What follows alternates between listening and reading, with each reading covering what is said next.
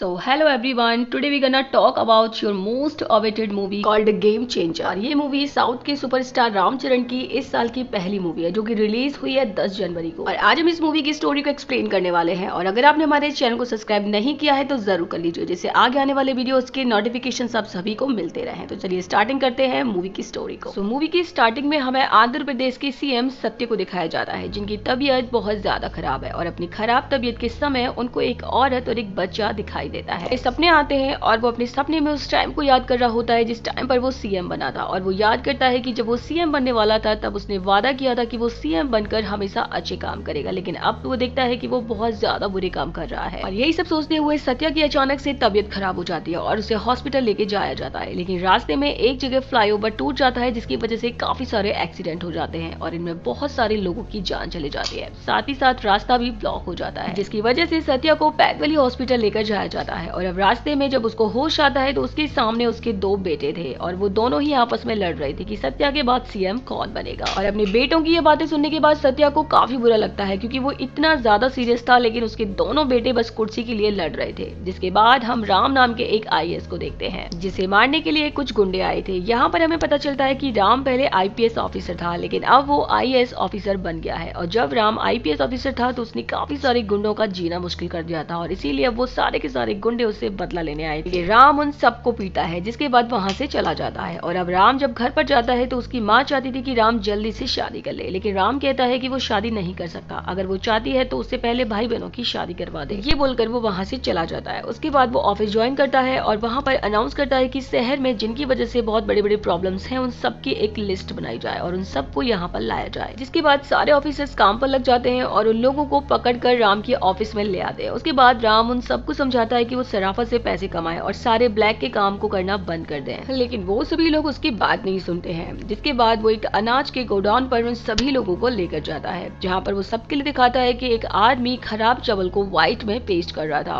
और उसे काफी महंगे दाम में बेच रहा था। उसके बाद राम उसकी असलियत सबके सामने लाता है और उस गोडाउन को सील कर देता है। जिसके बाद राम उन सभी को एक मॉल में लेकर जाता है, जहाँ पर सेफ्टी मेजर्स नहीं लगाए गए थे। उसके बाद राम उस मॉल को ही गिरा देता है। इसके बाद वो सभी को वार्न करता है कि अगर सबने आगे से गलत काम बंद नहीं किया तो वो एक एक करके ऐसे ही सबको खत्म कर देगा।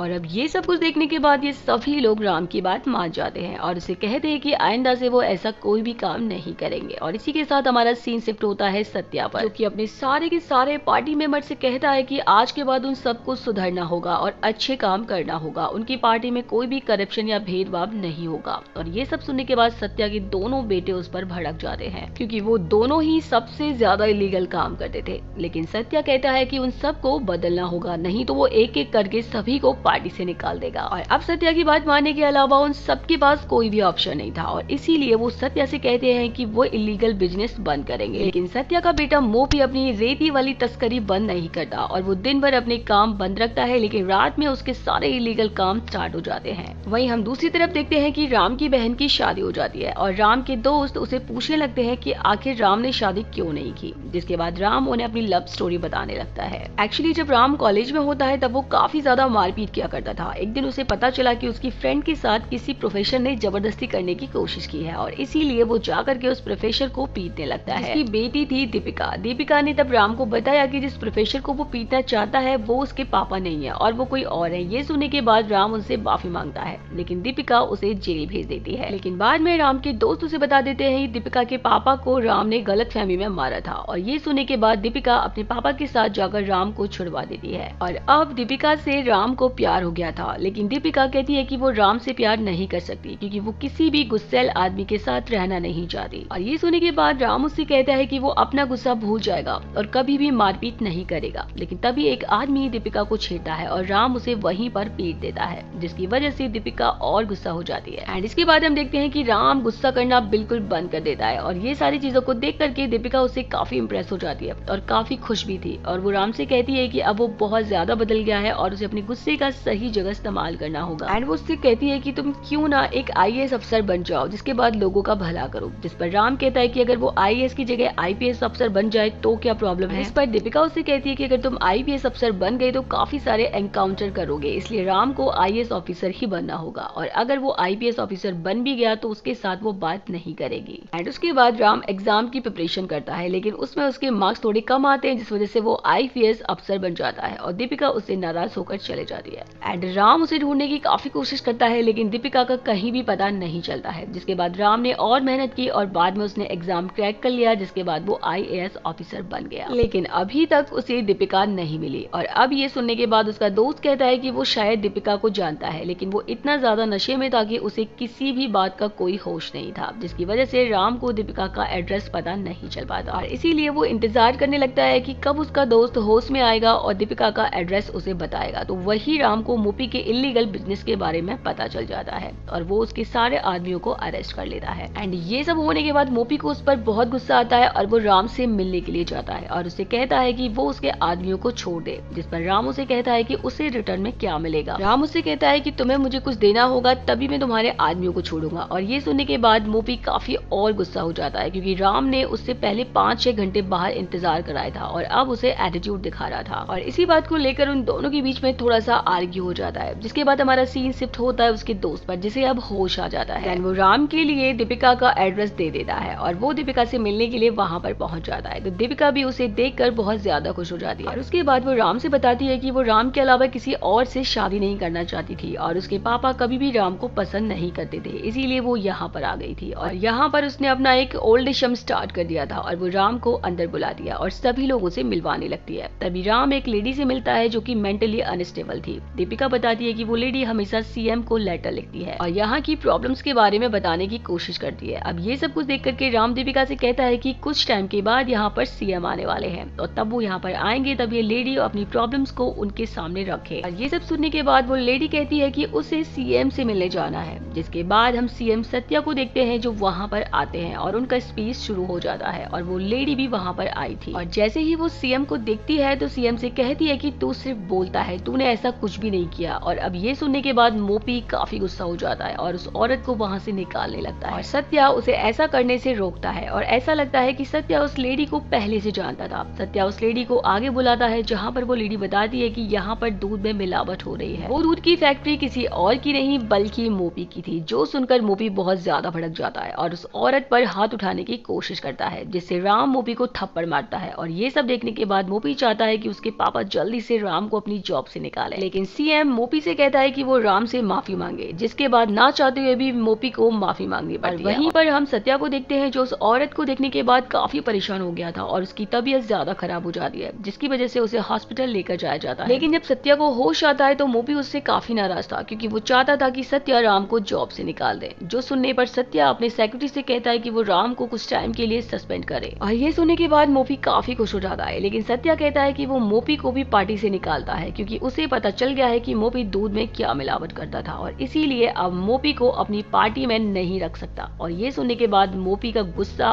ऊपर आसमान में चढ़ जाता है और वो मौका देकर CM को मार देता है। जिसके बाद हम राम को देखते हैं जिसे पता चल गया था कि वो सस्पेंड हो गया है और वो काफी नर्वस था, क्योंकि उसने जो इलीगल काम बंद किए थे वो फिर से शुरू हो जाएंगे। लेकिन दीपिका उसे समझाती है कि कुछ टाइम बाद सब कुछ ठीक हो जाएगा और उन्हें अभी शादी पर फोकस करना चाहिए। जिसके बाद राम और दीपिका अपनी शादी की तैयारियों में लग जाते हैं। वहीं दूसरी तरफ मोपी अनाउंस करता है कि सत्या के बाद वही CM बनेगा और अब मोपी ने डिसाइड किया था कि यहाँ पर उसकी CM की शपथ होगी और वहाँ पर राम की मौत, और इसीलिए मोपी अपने आदमियों को राम को मारने के लिए भेज देता है। दूसरी तरफ राम की शादी हो रही थी, तभी कुछ पुलिस वाले आते हैं और उसे पकड़कर एक जगह पर ले जाते हैं, जहाँ पर मोपी के लोग उसे पीटने लगते हैं। अब राम भी उन लोगों को पीट रहा होता है, लेकिन वो लोग बहुत ज्यादा होते हैं। इससे पहले कि वो लोग उसे मार दे, वहाँ पर पुलिस ऑफिसर आ जाता है और उसके गुंडों को मार देता है। और तभी यहाँ पर हमें पता चलता है कि सत्या के PA ने सत्या का वीडियो सबको दिखा दिया था, जिसमें सत्या ने कहा था कि उसकी मौत के बाद उसकी जगह राम को मिलेगी और राम यहाँ का CM बनेगा। और सत्या की आखिरी ख्वाहिश थी कि उसका अंतिम संस्कार भी राम ही करे। अब ये सब राम को जब पता चलता है तो वो काफी ज्यादा शॉक्ड हो जाता है, क्योंकि अचानक से वो IAS से CM बनने वाला था। और उसके बाद राम वहाँ पर जाता है और सत्या का अंतिम संस्कार करता है। जिसके बाद सत्या का सेक्रेटरी राम को अपनी कहानी बताता है। एक्चुअली राम के पापा, जिनका नाम अन्नप्पा था, वो एक गाँव में रहते थे और वो हमेशा ही गाँव वालों की मदद किया करते थे। जब एक बार स्टील की फैक्ट्री वाले ने वहाँ पर फैक्ट्री डालने की कोशिश की थी तो राम के पापा ने उन्हें रोक दिया था, जिसकी वजह से वो काफी फेमस हो गए थे। बहुत सारे लोग उन्हें सपोर्ट किया करते थे और इसीलिए उनके फ्रेंड ने कहा कि उन्हें एक पॉलिटिकल पार्टी शुरू करनी चाहिए और वो लोग बाकी पॉलिटिकल पार्टियों की तरह पैसे नहीं लेंगे, बल्कि लोगों की भलाई के लिए काम करेंगे। करेंगे। अब पहले तो अन्नप्पा इसके लिए मना कर देते हैं, लेकिन अपनी वाइफ और अपने दोस्त के समझाने पर वो मान जाते हैं। लेकिन अन्नप्पा की एक प्रॉब्लम थी कि वो बोलते वक्त फंबल किया करता था और इसीलिए अन्नप्पा काफी कोशिश करता है कि वो ठीक से बोल पाए, लेकिन उससे वो नहीं होता और इसीलिए वो डिसाइड करता है कि उसके बिहाफ पे कोई और बोलेगा। तभी उसकी मुलाकात सत्या से होती है, जो कि काफी अच्छे से बातें किया करता था और अब अन्नप्पा जैसा कहता है सत्या वैसी ही बातें लोगों के सामने किया करता था और अब उनकी बातों से लोग काफी इंप्रेस हो जाते हैं और उनकी पार्टी को बहुत ज्यादा फेम मिलता है। और अब जब इलेक्शंस आते हैं तो अन्नप्पा का दोस्त अन्नप्पा से कहता है कि उन्हें पैसे बांटने होंगे, क्योंकि जब तक पैसे नहीं मिलेंगे तो लोग उन्हें वोट नहीं करेंगे। लेकिन अन्नप्पा ऐसा सब कुछ करने से मना कर देता है। लेकिन तभी अन्नप्पा का दोस्त उससे कहता है कि उसके पास तो स्पॉन्सर भी रेडी है और वो स्पॉन्सर कोई और नहीं था बल्कि वो स्टील की फैक्ट्री वाला था। जो सुनकर अन्नप्पा कहता है कि वो ऐसे काम हरगिज नहीं करेगा और अगर वो इससे एग्री नहीं करती तो वो इस पार्टी को ही खत्म कर देगा। और ये सब बोलने के बाद अन्नप्पा वहाँ से चला जाता है और अब अन्नप्पा अपनी फैमिली के साथ एक मंदिर में आया था। लेकिन रात को ही सत्या और अन्नप्पा का दोस्त उस स्टील फैक्ट्री ओनर के पास जाते हैं और उसके पास से पैसे ले लेते हैं और डिसाइड करते हैं कि वो किसी भी हाल में इस बार इलेक्शन जीतेंगे।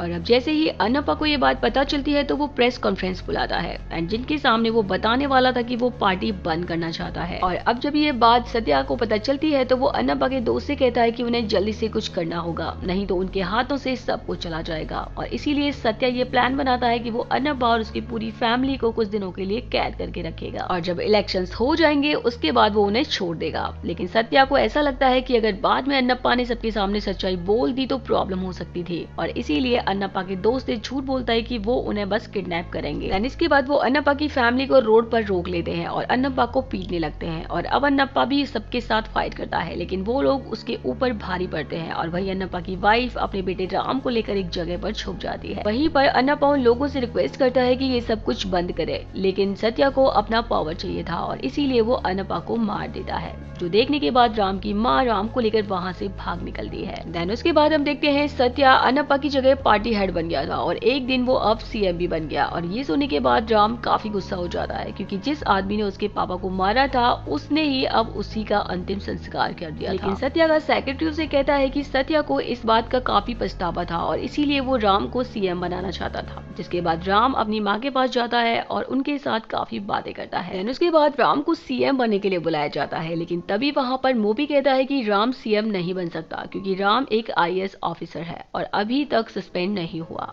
और वो तब तक सस्पेंड नहीं हो सकता जब तक कि मोपी ने जो उसके ऊपर केस किया है वो वापस नहीं लिया जाता और मोपी किसी भी हालत में वो केस वापस नहीं लेगा और इसीलिए राम को सस्पेंड नहीं किया जाएगा और ना ही राम खुद रिजाइन कर सकता है। और ये सुनने के बाद राम मोपी से कहता है कि उसे सीएम बनने में कोई इंटरेस्ट नहीं है, अगर वो खुद सीएम बनना चाहता तो बन सकता है। ये बोलकर वहाँ से राम निकल जाता है, जिसके बाद हम देखते हैं मोपी वहाँ पर सीएम बन जाता है। तो वहीं राम के सस्पेंशन को लेकर काफी सारे आईएएस ने पिटीशन फाइल किया था, जिसकी वजह से राम को उसका जॉब वापस मिल जाता है। लेकिन ये सब सुनने के बाद मोपी हंसने लगता है और कहता है कि अगर राम वापस भी आ गया तो वो उसका एक ही झटके में ट्रांसफर करा देगा, इसलिए वो अपने लोगों से कहता है कि वो जल्दी से राम का ट्रांसफर ऑर्डर टाइप करे। लेकिन इससे पहले मोपी उसे साइन करता वहाँ पर राम आ जाता है, जो कि अब इलेक्शन कमिश्नर बन गया था और उसने 2 महीने बाद इलेक्शन अनाउंस कर दिए थे, जिसकी वजह से अब मोपी कोई भी डॉक्यूमेंट साइन नहीं कर सकता था, क्योंकि एक बार अगर इलेक्शन अनाउंस हो जाए तो मोपी के पास ना कोई रूल बनाने का राइट था और ना ही कोई ऑर्डर पास करने का। इसीलिए राम मोपी से कहता है कि वो उसकी ट्रांसफर नहीं कर सकता, लेकिन जब तक इलेक्शंस नहीं होते तब तक राम मोपी के साथ बहुत कुछ कर सकता है। राम मोपी से कहता है कि वो सीएम तो बन गया है लेकिन वो एक निकम्मा सीएम है और ये बोलकर राम वहाँ से चला जाता है, जिससे मोपी और ज्यादा गुस्सा हो जाता है और मोपी डिसाइड करता है कि उसे किसी भी हालत में इलेक्शन जीतना होगा। इसीलिए वो डिसाइड करता है कि जैसे वो लोगों को पहले पैसे दिया करता था इस बार भी वैसे ही पैसे देगा और राम को भी ये बात पता थी, लेकिन वो मोपी को नहीं रोकता। साथ ही जो अन्नप्पा के वफादार थे वो अपनी एक नई पार्टी स्टार्ट कर देते हैं, जिसके बाद हम देखते हैं राम गांव वालों को जाकर बताता है कि उन्हें इस तरीके से पैसे नहीं लेने चाहिए, जिस पर गांव वाले कहते हैं कि कभी कभार तो उन्हें इस तरीके से पैसे मिलते हैं और एक बार इलेक्शन हो जाते हैं उसके बाद ना तो कोई उनके पास आता है और ना ही उनकी प्रॉब्लम्स को जानने की कोशिश करता है